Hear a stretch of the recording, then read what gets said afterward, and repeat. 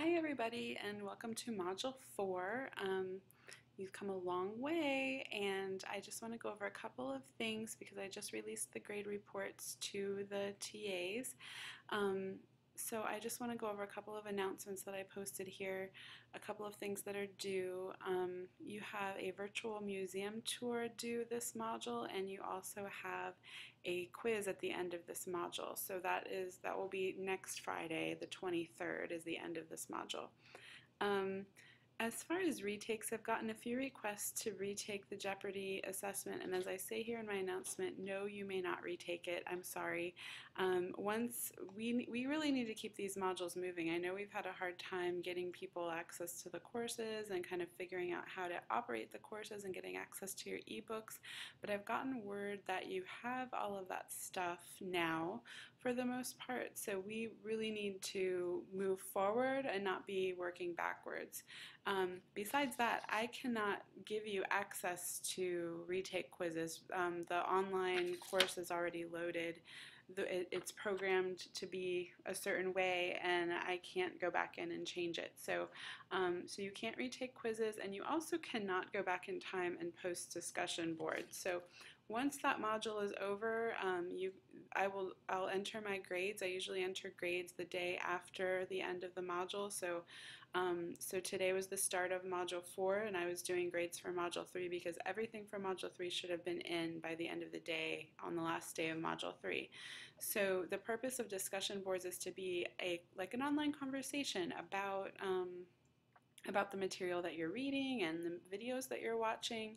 So if you've ever participated in a Facebook conversation where you're talking back and forth with people, agreeing and disagreeing, that's the kind of conversation that it's supposed to be. So once we've moved on to a different module, that discussion board is just no longer relevant, and it's no longer a useful learning tool to you. So the discussion board will be closed at the end of the module. It will still let you post, but I will not go back in and read those discussion posts or change your grade or regrade things for modules that we've already discussed. So that's issue one.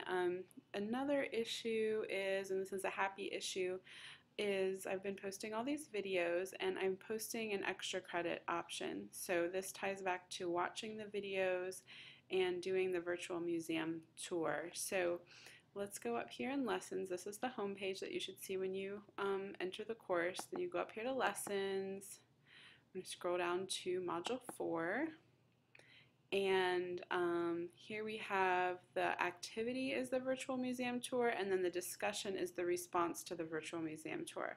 So in the activity, you are going to these websites and visiting these different online collections of all kinds of different artwork.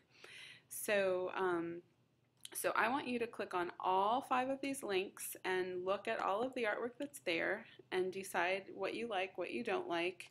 Keep a little notebook handy, write down the names of the artists. This is Robert Rauschenberg. And you can click through and view some of his works. He was actually his work was really inspirational to people, younger generations of graffiti artists, because they really liked how he took imagery from magazines and did transfers onto paper mostly, and these are humongous pictures. So his work is more abstracted, more contemporary, but click through and look at the different images that you like and don't like, and jot down, the artist's name, what you like, what you don't like. Think back to those art vocabulary words that we had in the last module that you had to use in your written response, because those new words are going to help you talk about the work. So you have to do this for your discussion post, but if we go back here, so you're going to do that museum tour, visit those links, and then go to the discussion board, and you've got 2 questions. The discussions from Module 3 got a lot better, so congratulations for those of you who actually did them. I think we were only averaging 5 or 6 people actually even doing the discussion boards, but those of you did a much better job than I was seeing in Modules 1 and 2, but we were still missing, really read this. So they're usually 2-part questions. So here, state which virtual tour you engaged in, and number 1, name 2 works of art that you viewed and explain what subjects, themes, and stylistic characteristics enhanced your appreciation of art. And number 2, describe the level of enjoyment the experience afforded. Share 1 or 2 details about your emotional response.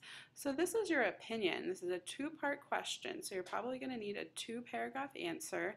And there's no right or wrong answer. The only way you can be wrong with your opinion is just to not write about it, right? So, so use your art vocabulary and write about what you liked or didn't like about the work that you viewed. I would really suggest picking a work of art that you do like, because it would just be a total bummer to spend all that energy writing about something that you don't like. And just to make sure that you have lots of stuff that you do like, I have posted here in announcements right on the front page videos of other artists that you can also write about. So this is not only an alternative to the virtual museum tour to watch these videos and write a response about one of these artists, but if you write 2 responses to 2 different artists, it will count, one of those will count for your assignment, your discussion post assignment, and one will count 10 points of extra credit. So I know a lot of you really need that extra credit, and I'll just apply it to wherever you need it. So I can't give extra bonus points in the grade book, so if it's worth 10 points, I can't give you a 20 out of 10 on one particular assignment, but I can go back and fill in extra points to boost your overall grade. And I think I've chosen a lot of really interesting artists. This is from Movie Art 21. So it's a PBS series, and there are all these hour-long movies about all different, mostly living contemporary artists who are making really cool work. So Barry McGee, the name of this movie is called Tagging. So he was a graffiti artist working on the streets in California, and he somehow transcended into being this fine artist and making work that goes in galleries and museums. So, and Kara Walker is someone who is a really, really interesting person who makes work about really difficult social issues that I think a lot of us have been affected by. And so that's what's really great about contemporary artists, is sometimes it's really hard to relate to, like, the Oath of the Horatii from Module 1, you know, made hundreds of years ago, but we're looking at, I'm going to try to expose you to art that I think that you'll find more interesting and more relatable to your everyday life. So, so I hope you enjoy those videos. If you can give me a little email or some kind of comment in the discussion post that these videos are helpful to you, both the ones that I'm posting and the ones of these artists, I would love to hear what you like and what you don't like about them. And then the last thing I want to cover for Module 4 is the quiz. There are no retakes in this quiz, but if you go over here to Module 4 quiz, you will see that all the questions appear. And I believe that this is a true or false quiz, and I believe all these questions will appear to you before you actually decide to take the quiz, I think. I don't have a ghost image of what students actually view, but you should be able to do well with this quiz. If you don't know what something means, go back and look it up before you actually begin to take the quiz. So you've got to be smart. Usually they provide you a review, but I don't think that they have actually provided you a review for this quiz. So let's see, I don't think that they gave you a review at all. But if you go under assignments, you can see the quiz, you can see the different activities, you can see the reading assignments that you're supposed to do, and it's all laid out for you right there so that you know exactly what's expected.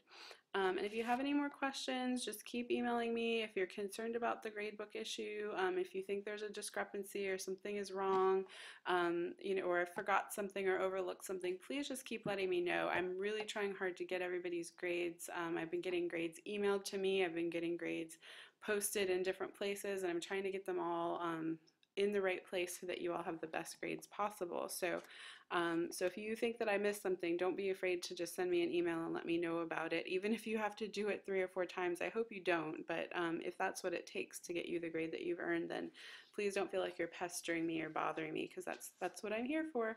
So have a great week, and I'll be back on Module 5 with a new video for you. All right, see you later.